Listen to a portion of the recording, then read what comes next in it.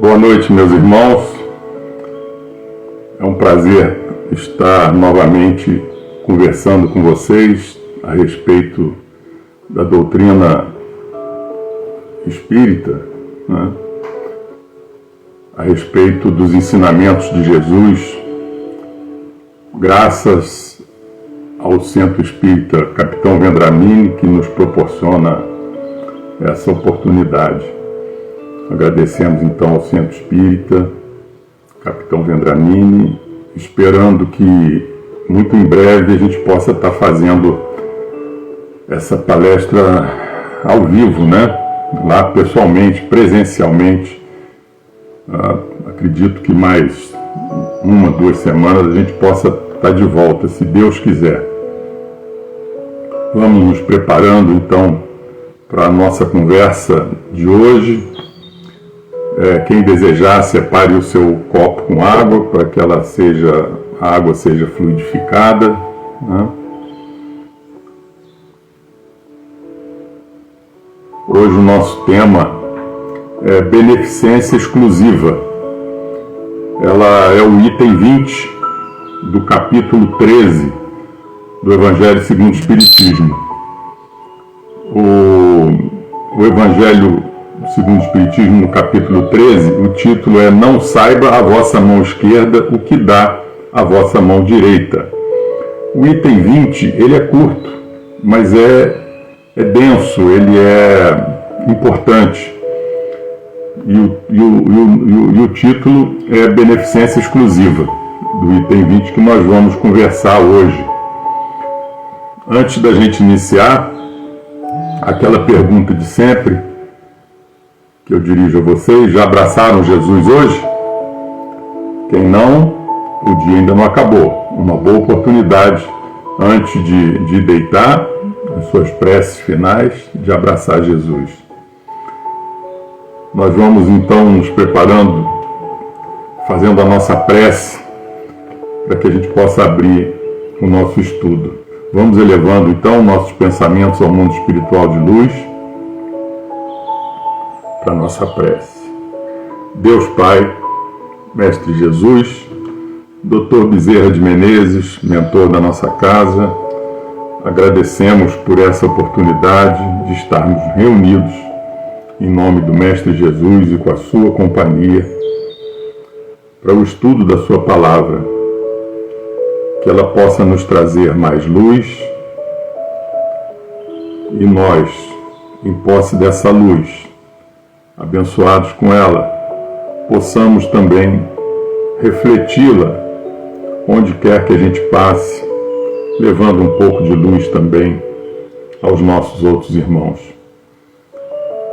De acordo com o nosso tema de hoje, beneficência exclusiva, que a gente possa ser uma luz, ser um instrumento divino na vida dos nossos irmãos. Que a espiritualidade nos ache dignos dessa missão. Agradecidos então por tudo, pedindo pelos nossos irmãos que sofrem de qualquer forma, que possam receber o consolo da espiritualidade maior.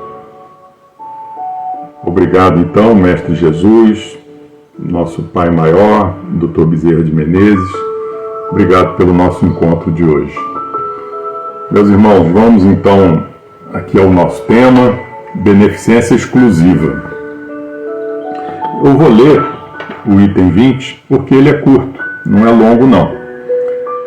Kardec, como sempre, fazendo suas perguntas bastante importantes, né, oportunas, se dirige à espiritualidade perguntando: é acertada a beneficência quando praticada exclusivamente entre pessoas da mesma opinião, da mesma crença ou do mesmo partido? E aí quem responde é São Luís, em Paris, 1860. São Luís responde: não, porquanto precisamente o espírito de seita e de partido é que precisa ser abolido, visto que são irmãos todos os homens. O verdadeiro cristão vê somente irmãos em seus semelhantes e não procura saber antes de socorrer o necessitado, qual a sua crença ou a sua opinião, seja sobre o que for. Obedeceria o cristão, porventura, ao preceito de Jesus Cristo, segundo o qual devemos amar os nossos inimigos, se repelisse o desgraçado por professar uma crença diferente da sua? Socorra-o, portanto, sem lhe pedir contas à consciência, pois, se for um inimigo da religião, esse será o meio de conseguir que ele a ame. Repelindo-o, faria que a odiasse. São Luís, então, Paris, 1860. Beneficência exclusiva. O que é beneficência? A beneficência é a prática do bem, toda a prática do bem. E beneficência exclusiva. Exclusiva é porque é dirigida a alguém ou a algum grupo de pessoas. Então, ele exclui pessoas, né? Outras pessoas. Só que a beneficência, pelo que Jesus nos deixou como ensinamento, ela precisa ser coletiva. Jesus não veio para os judeus somente como eles acreditavam no início. Jesus veio para toda a humanidade. Jesus não excluía ninguém dos seus ensinamentos, muito pelo contrário. Sempre que podia, Jesus dava esse exemplo de que todos somos iguais. A maneira dele tratar as pessoas, que chegou a nós tantos, Por exemplo, a mulher adúltera, que iam apedrejar a mulher, porque era da lei, apedrejar a mulher. Jesus não discriminava ninguém. Jesus perguntou: quem tem pecado, atire a primeira pedra. Jesus, diante de Zaqueu também, que era um publicano, que era odiado pelos judeus, porque ele era um judeu que cobrava impostos a favor dos romanos, era mal visto, mal quisto, mal recebido pelos judeus. No entanto, Jesus foi à casa dele, porque Zaqueu procurou por ele, subiu na árvore para poder avistar Jesus, Então Jesus não excluiu aquele homem que era tão mal visto pelos judeus, lhes dando mais um exemplo de como tratar o próximo.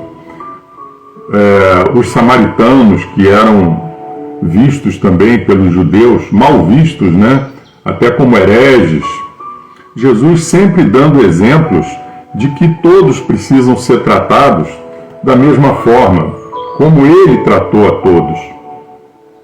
Jesus falava, que nos deixou esse ensinamento também, que se a gente der água a quem tem sede, estaria dando a ele. Se a gente desse comida a quem tivesse fome, estaria alimentando a ele. Mas diante desses ensinamentos, Jesus escolhia quem é que estaria com fome ou quem é que estaria com sede aí, por exemplo? É claro que não. É qualquer pessoa com fome. Jesus não disse se era de uma seita, se era de outra, se era de que raça, qual era o pensamento da pessoa, absolutamente. Para ele, está com fome, todos somos iguais. Está com sede, todos somos iguais. Está com frio, todos somos iguais. Todos devem ser atendidos e socorridos nas suas necessidades, como nossos irmãos que somos. Jesus sempre nos dando exemplo, Quando a gente auxilia alguém, a gente precisa também analisar que quem mais recebe benefícios é a própria pessoa que está praticando a beneficência. Nós somos os primeiros beneficiados quando a gente auxilia alguém, quando a gente auxilia um irmão. Você quer estar bem? Às vezes a pessoa frequenta um centro espírita, a pessoa assiste palestra, recebe passe, e etc. Mas reclama que não está bem. Nossa, eu frequento a casa, estou indo, estou me dedicando, mas parece que as coisas não melhoram. Mas o que você está fazendo pelo próximo? Será que você está movendo alguma palha, está fazendo alguma coisa por alguém? Está fazendo como Santo Agostinho, que toda noite avaliava como foi o seu dia, como foram suas atitudes para com o próximo? Então, a maneira com que a gente trata o próximo, a beneficência, não é só um auxílio monetário, não é só socorrer materialmente alguém. É o trato, é a lida, é o amor com que a gente trata o próximo, o respeito com que a gente trata o próximo. Se a gente trata de forma igual, independente se a pessoa é importante na vida, se é uma pessoa mais instruída ou se é uma pessoa humilde, de poucos recursos, de pouco ensinamento, de pouco estudo, né? Como é que a gente trata essas pessoas? Será que eu trato uma pessoa que tem uma função extremamente humilde da mesma forma que eu trato um médico, da mesma forma que eu trato um advogado, enfim, alguém formado, um engenheiro? Será? Então vamos fazer como Santo Agostinho fazia, avaliar nossas atitudes durante o dia. Beneficência é isso, é tratar o próximo como irmão. E aí, se um irmão seu tem necessidade de alguma coisa, seja ela qual for, ajude dentro das suas possibilidades. A maioria de nós, em algum momento, necessitamos de alguma coisa. Que bom se a gente tem alguém ao lado que pode nos dar um apoio naquele momento. É muito bom a gente verificar que dentro da doutrina espírita, por exemplo, né, que é a terceira revelação, que é o Consolador prometido por Jesus, né, a doutrina espírita que a gente estuda, como agora estamos fazendo esse estudo, né, nos proporciona aí essa reflexão maior a respeito dos ensinamentos de Jesus. Que bom que dentro da doutrina espírita a gente percebe pessoas de outras religiões que recorrem aos trabalhos dos centros espíritas, né, muitas vezes para se sentirem melhor de alguma coisa, de algum momento difícil que estão passando, né, vão atrás de passe comum, vão atrás de passe de cura espiritual, vão atrás de alguma explicação. Muita gente quer entender alguma coisa e, como sabe que na doutrina espírita há estudos mais aprofundados a respeito da espiritualidade, né, então procuram. E a casa espírita não pergunta para a pessoa necessitada de onde ela veio, quem ela é, qual é a sua crença, e atende a todos de forma igual. Por onde passei em casas espíritas que eu conheci, todas agiam dessa forma. Pessoas de outras religiões indo, recebendo passe, assistindo palestra, momentos de dor. A pessoa procura a casa espírita porque sabe que ali tem mais chance de entender o que está acontecendo, né? Porque a doutrina espírita é uma doutrina completa. Ela tem o tripé, né, de filosofia, ciência e religião, onde há um entendimento maior a respeito da espiritualidade. Onde a máxima da nossa doutrina espírita, inclusive, né, fora da caridade não há salvação. É a nossa divisa, é a nossa máxima da doutrina espírita, que Kardec estabeleceu, criou essa frase, né, que é o reflexo real da intenção da espiritualidade superior, que é, através da caridade, a gente conquistar a evolução. Uma caridade que tem que ser aberta para todos, não exclusiva. E Jesus, como sempre, nos dando ensinamentos, né, nos trouxe aí a parábola do bom samaritano, que muito bem explica, muito bem ilustra essa nossa conversa de hoje, que ele conta que uma pessoa, um homem, numa caminhada, numa viagem de uma cidade a outra, né, no caminho, foi assaltado, foi maltratado, roubado, agredido fisicamente e ficou entre a vida e a morte, jogado. E passa um sacerdote e não dá atenção, segue o seu caminho. Depois passa um levita. Levita era aqueles que auxiliavam, inclusive, os sacerdotes. Desde a época de Moisés, quando existia o tabernáculo, né, que era o templo provisório que eles iam montando, desmontando ao longo da caminhada de 40 anos, os levitas aí já eram os auxiliares dos sacerdotes, então estavam diretamente ligados à religião judaica, né? Desde a época de Moisés, auxiliando na parte espiritual, e passou direto também, não deu atenção para aquele homem que estava caído. E aí passa um samaritano, que era muito mal visto pelos judeus, né, considerados hereges, inimigos, né, até dos judeus, eram considerados assim. E o samaritano socorre esse homem, coloca ele na sua montaria, leva até uma estalagem, deixa um dinheiro para pagar a estadia do homem, recomenda ao dono da estalagem para cuidar do homem ferido, dizendo que retornaria no outro dia, e retornou para ver como ele estava. Isso é a atitude de um samaritano. Vejam que Jesus, diante do ensinamento que ele estava pregando ali, para um doutor da lei, que essa parábola ele contou numa abordagem de um doutor da lei perguntando para ele como conquistar a vida eterna, né? E na conversa Jesus contou essa parábola. E então Jesus pega justamente um inimigo dele, dos judeus, né? Dos doutores da lei, que desprezavam os samaritanos. Ele pega justamente um samaritano para dar como exemplo de atitude, como exemplo de conduta, né? Então a gente percebe aí nesse ensinamento de Jesus que não basta conhecer a lei como esse doutor, não basta frequentar um centro.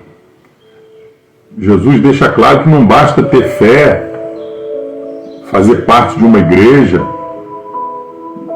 né, de um centro espírita. O que importa são as nossas atitudes para com o próximo. Isso é que fica, isso é que marca, isso é que demonstra o nosso grau evolutivo. Não se eu vou a um centro, não se eu vou a uma igreja uma vez por semana, né? E Jesus nos dá o exemplo de todas as formas, né? Aí ele deu o exemplo de uma pessoa de seita que não era da seita dos judeus, e ele dá exemplo também na história, na parábola do filho pródigo, que o pai ama o filho que deixou sua casa, gastou sua herança, gastou o seu dinheiro, que o pai ali representado, né? Deus representado ali através daquele homem, acolhe o seu filho amado, independente dele ter feito coisas erradas, de ter saído pela vida gastando dinheiro, numa vida de orgia. O pai recebe o filho com o mesmo amor, não é? Então, é um amor que não é exclusivo. E Jesus deixou aí um ensinamento que o Pai ama a todos de forma igual. Ele distribui amor a todos, como o sol ilumina a todos nós de forma igual. Dr. Bezerra de Menezes também, o nosso mentor, o mentor da nossa casa, como nos dá exemplo, né, disso daí, de como deve ser a beneficência, o médico dos pobres, que não discriminava ninguém. Muito pelo contrário, ele atendia os mais necessitados em primeiro lugar, dando exemplo inclusive na sua própria família. Aquela história que todos devem conhecer, que ele estava com um filho com febre em casa, doente, e ele cuidando do seu filho numa noite chuvosa, e batem à porta da casa do Dr. Bezerra, e era uma mãe desesperada, dizendo que a filha estava necessitando do atendimento do doutor.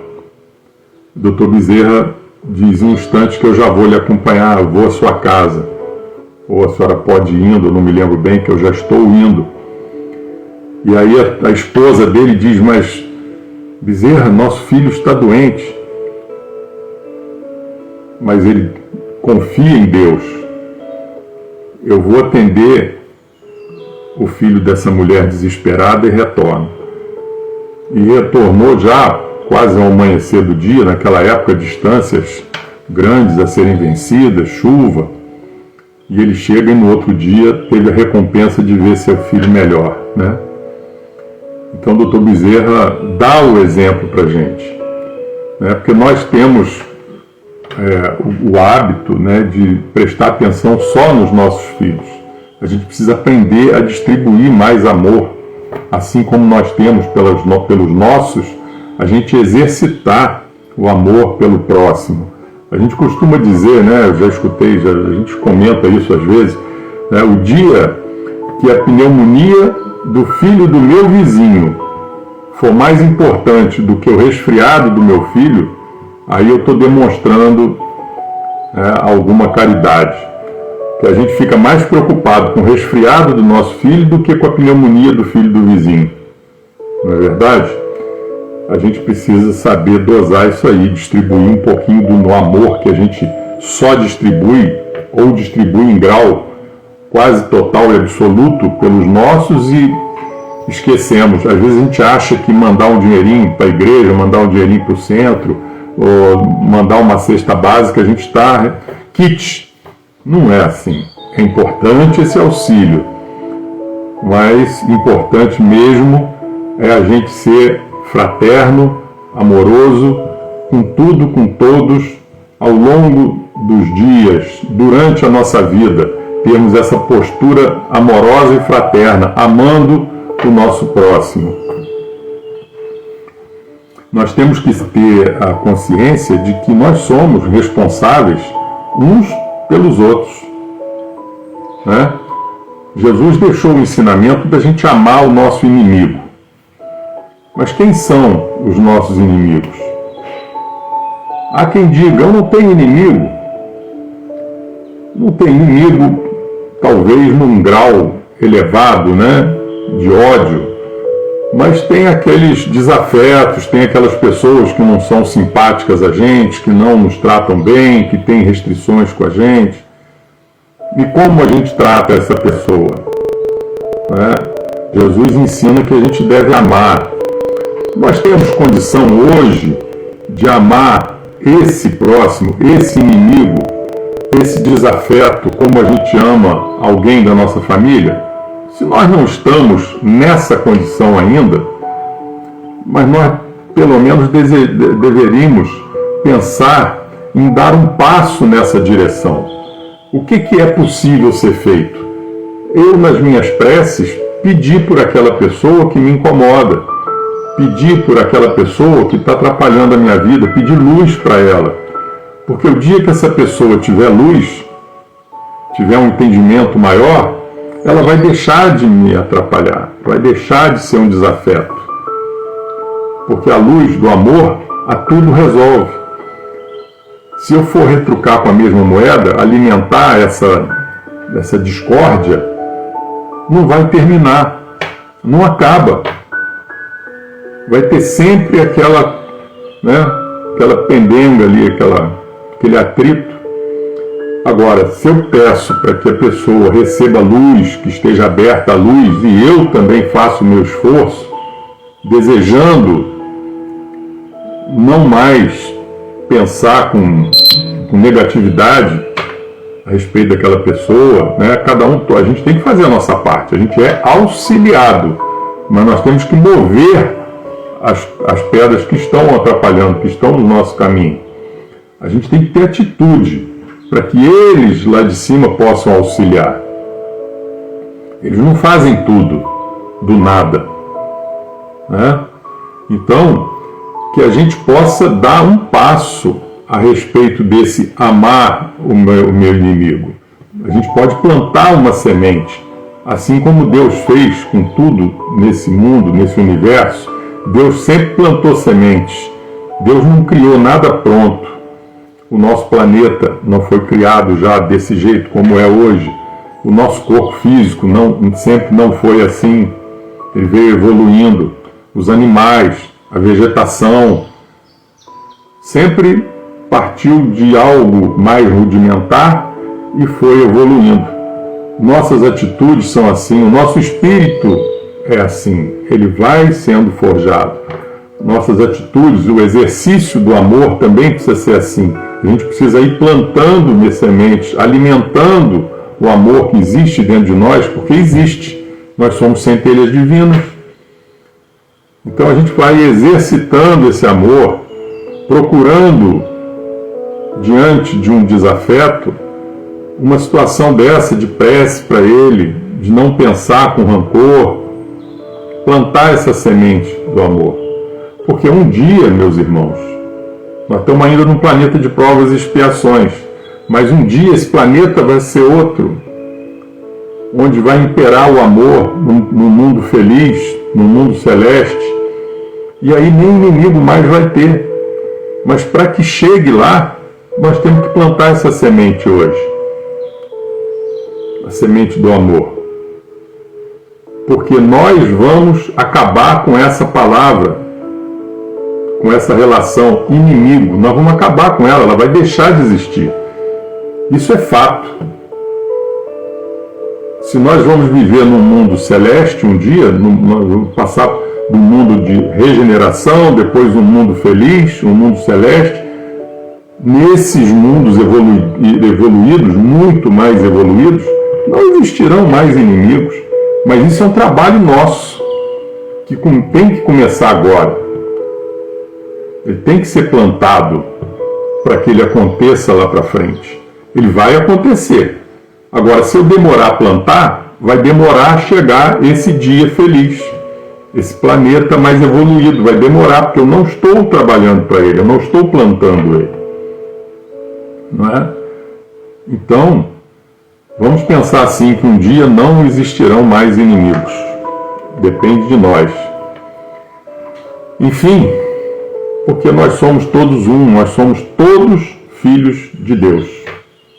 Fomos criados da mesma forma, sem exclusividade, sem favorecimentos. Tem uma historinha que eu já contei não sei quantas vezes, me perdoem se vocês já estão cansados, mas eu vou contar mais uma vez, resumidamente, a história da criação divina, visto por uma história da cabala judaica, né? Que Deus, no início era ele só Deus, não existia mais nada, e Deus, cansado de ser sozinho, é claro que isso é uma ilustração, Deus criou um ser que era a sua imagem, era um reflexo dele, como num espelho. Deus criou o seu reflexo e dirigia a esse reflexo, a esse ser que era uma cópia dele, todo o seu amor. E durante muito tempo foi assim. Só que esse reflexo divino um dia chegou para Deus e disse: eu estou envergonhado. É aquela história do pão da vergonha que a gente fala, que quando a gente oferece, às vezes a gente dá uma esmola, dá um pão para quem está com fome na rua pedindo, às vezes a pessoa nem olha nos olhos da gente, de vergonha, baixa a cabeça, agradece, humilhado. Então essa criação divina, esse espelho, reflexo divino, disse isso para Deus: eu estou envergonhado, eu não fiz nada para merecer tanto amor. Eu queria que o Senhor desse a oportunidade de eu fazer alguma coisa para eu merecer isso. E aí Deus quebra esse espelho, esse reflexo, em trilhões de pedacinhos. Cada um pedacinho desse é um de nós.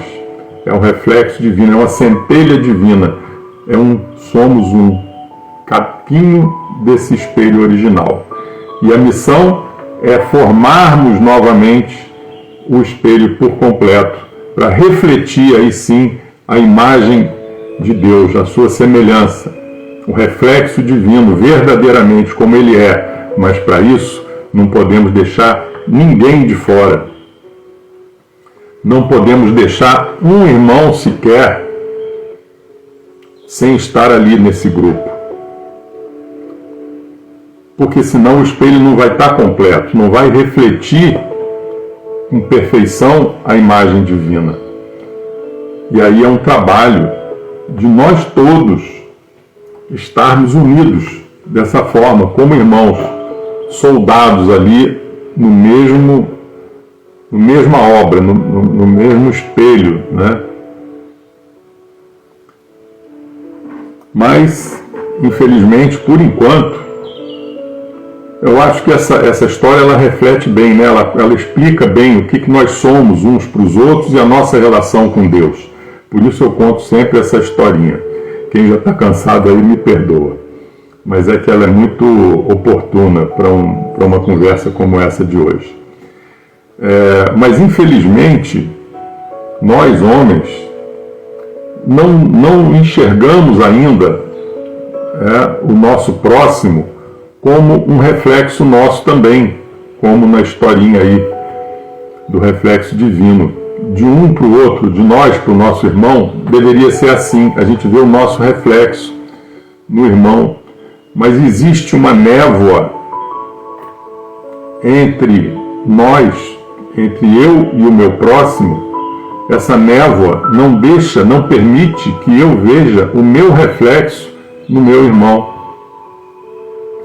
É uma pena, porque nós somos assim. Irmão, mesma criação divina, iguais. Eu sou igual a você, você é igual a mim.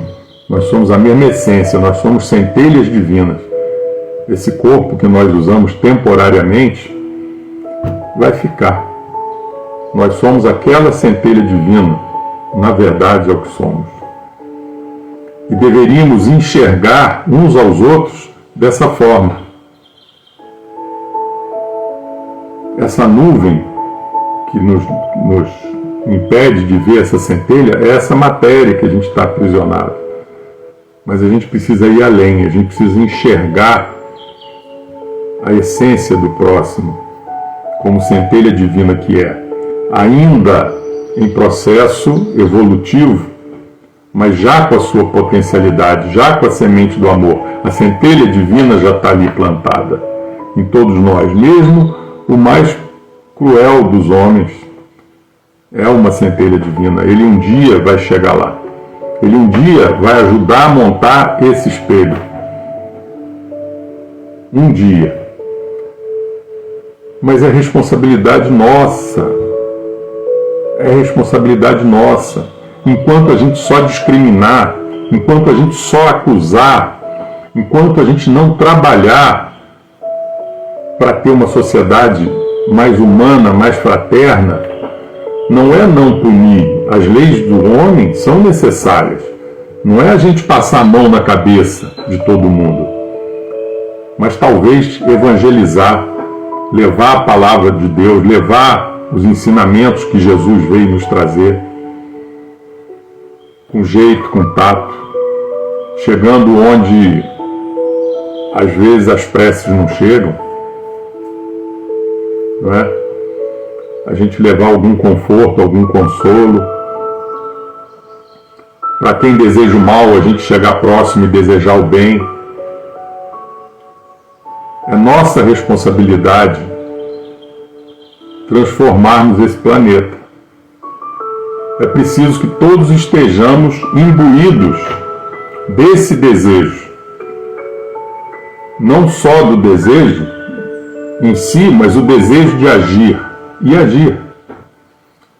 Para que a gente possa mudar o mundo. Se cada um fizer a sua parte, se cada um fizer um pouquinho, nós vamos mudar? Bom, quanto a isso não há dúvida, porque a gente já sabe que fatalmente nós vamos chegar no mundo feliz, porque é a lei. Isso já é. Só depende de nós, é o tempo que nós vamos levar para chegar lá. Nós podemos ficar estagnados por milhares de anos. Mas nós somos eternos. Então, se você ficar estagnado sem dar um passo evolutivo por encarnações e mais encarnações, problema de cada um e de um todo. Porque se a gente vê que tem alguém que está estagnado,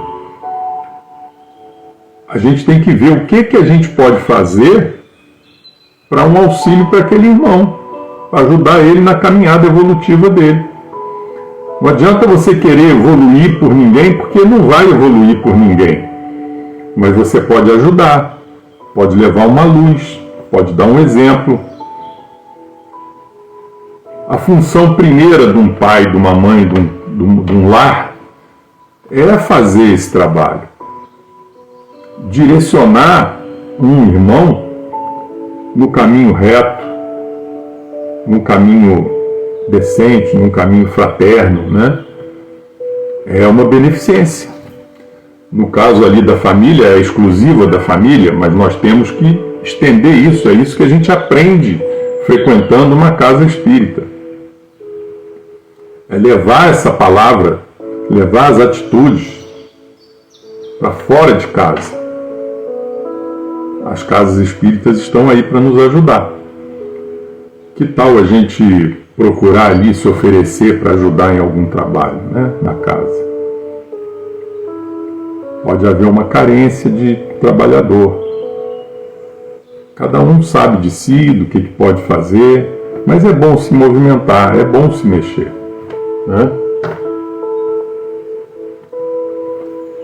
Vamos então amar o próximo, vamos então ver o próximo como num espelho, como num reflexo, olhar ele como se tivesse...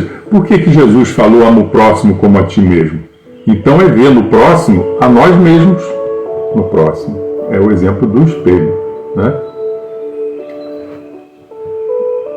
E a respeito da gente ajudar um irmão, direcionar ele e tudo, né, como eu estava falando,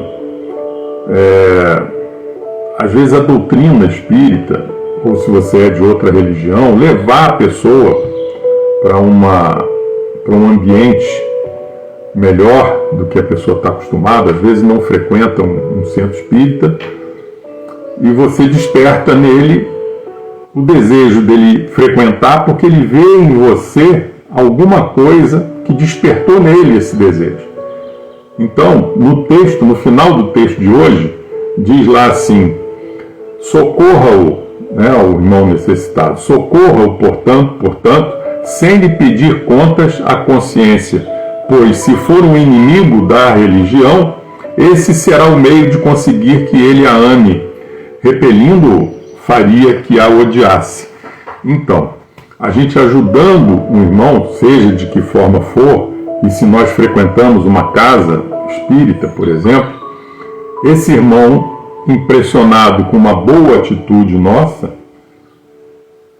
pode despertar para frequentar uma casa espírita e de repente acha ali o instrumento necessário para a sua mudança, para a sua reforma íntima. Então, é pelos frutos que se conhece a árvore, que Jesus falou, né? A árvore é a doutrina espírita e os frutos somos nós. Então, se nós formos bons frutos, se nós nos comportarmos direito, né, reconhecerão a árvore, reconhecerão a doutrina espírita, a casa espírita, como um lugar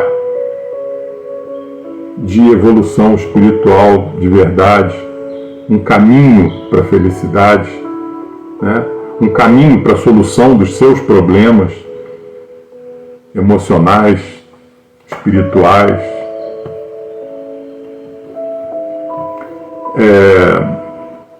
A gente, se for procurar, vê muito exemplo interessante de coisas, né? Frases, acontecimentos que a gente pode servir de ilustração. Eu me lembro, eu não sei se foi Golda Meir, que era a primeira-ministra lá de Israel, mas alguém, não sei se foi ela, a respeito da guerra eterna entre judeus e palestinos, né? Que não sei se foi ela que disse o seguinte, que essa guerra, é de milênios, né?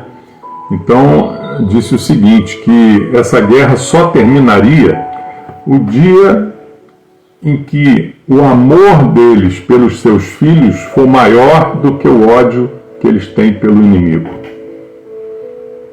Então vejam como realmente o amor é a solução para tudo, né? Essa frase eu não esqueço. Eu posso até ter ficado na dúvida de quem falou, mas é muito verdadeira. Numa guerra, você tem que pensar na sua família, você tem que pensar nos filhos, você tem que pensar na continuidade do seu país e tudo, né? Para que odiar? O único jeito de resolver qualquer tipo de questão, de pendenga e tal, é pelo amor, é pela conversa, é pelo respeito ao próximo. Senão não está resolvido. Aí continua a guerra, pelo ódio. Então, o dia que o amor nosso pelos nossos filhos for maior do que o ódio pelo inimigo, aí não haverá guerra. Bastante interessante essa frase.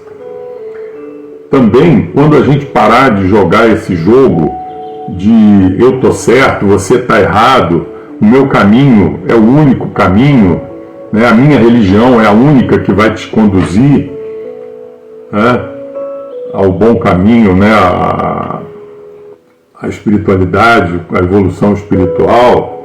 Se ao invés disso a gente se unir, né, com aquele que a gente diz que é inimigo e tudo, vamos levar isso até para o âmbito de países. Se os países, ao invés de ficarem com disputas, se respeitassem, se auxiliassem, sempre com respeito, sempre com justiça, mas se unissem esforços em prol da humanidade como um todo, né, o mundo seria melhor. Imagina cientistas daqui, dali e tal, todos unidos, com o mesmo propósito do bem, sem nenhuma intenção por trás, né, que não seja o amor, que não seja o amor pelo próximo, a busca da evolução para auxílio dos que têm necessidades, né, melhorar a qualidade de vida dos mais necessitados. Se os países se unissem, então que maravilhas tecnológicas, que avanços não seriam conseguidos, avanços até emocionais, espirituais, se trocassem mais figurinhas, né, os países. Explodiria em todo o planeta as centelhas divinas, mudando a nossa psicosfera, transformando mais rapidamente o nosso planeta num planeta melhor para se viver. E a gente lembra que o nosso país tem uma missão especial. Não é à toa que aqui tem a maior mistura de raças de um país, né?